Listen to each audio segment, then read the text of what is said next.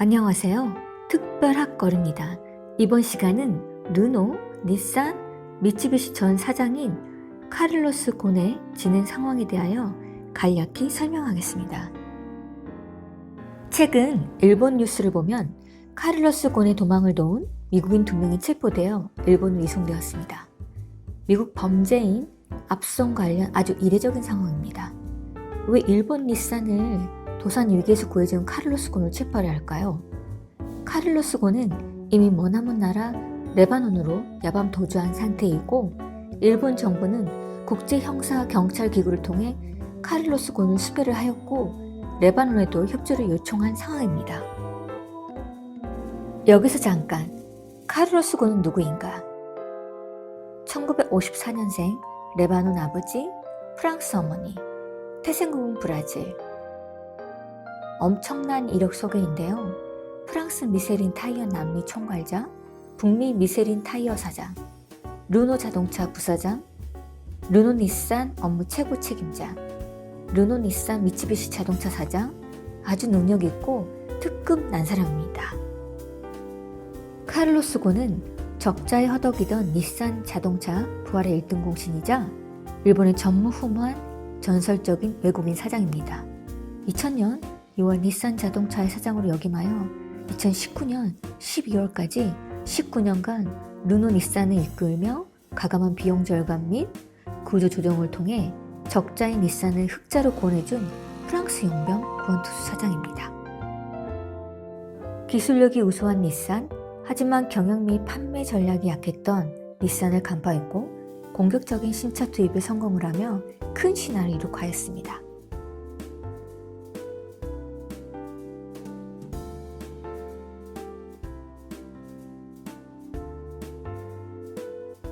그러면 어떻게 닛산을 기억했을까요?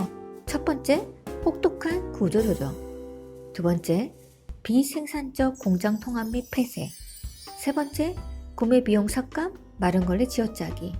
네 번째, 일본의 전통적인 연공서열 파괴. 개혁 및 구조 조정에서 보편적으로 일어나는 사항이지만 일본인 정서상 미움을 살 수 있는 개혁임이 틀림없었습니다. 도전적이고 공격적인 경영 혁신으로 닛산을 재건한 전설적인 인물이지만 코스트 킬러 악마로 알려져 있죠.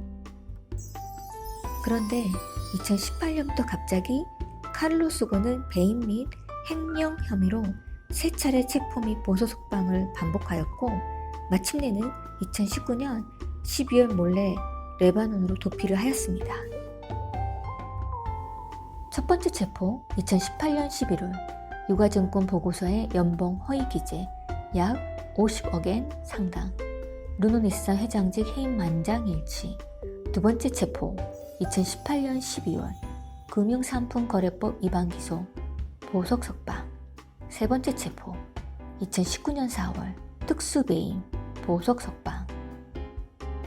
곤 아내 트럼프 대통령의 구명 요청, BBC 방송 인터뷰를 통해 일본에서 인권 침해를 당하고 있다고 주장하였으며 공정한 재판을 위해 도와달라고 공개적으로 인터뷰를 하였습니다. 곤, 닛산 미쯔비시 고소, 네덜란드 법원의 이의 제기, 관련 법에 따르면 임원 해고 시 해고에 대한 근거를 제출해야 합니다. 2019년 12월 일본 탈출, 레바논 입국. 참고로 출국 방법이 굉장히 쇼킹한데요. 음향악기 기기 상자에 들어가 몰래 출국하는 말도 안 되는 일이 발생하였습니다. 곤의 체포 원인은 표면적으로는 횡령 및 배임의 문제라고 하지만 르노 닛산이라는 외국 기업에서 벗어나 토종 일본 기업으로의 복귀를 위한 포석으로 일본 정부 개인 및 닛산 내부적 음모입니다. 프랑스 마크롱 대통령 취임 이후 닛산을 르노의 자회사로 완전 편입하고 닛산의 생산 거점을 프랑스로 옮기는 계획에 대항하여 닛산 내부적으로 크게 반발하였습니다. 본주에 있는 일본의 닛산이 프랑스 르노에 팔려간다는 것이 일본 국민, 일본 차에 대한 자존심을 긁어버린 사건이기에 여론을 돌리기 위해 카를로스 곤을 희생양으로 삼은 사건입니다.